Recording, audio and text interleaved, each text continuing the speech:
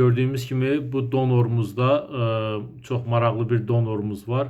Situs inversus dediğimiz bir vəziyyətdir. Yəni burada nədən ibarətdir məsələ?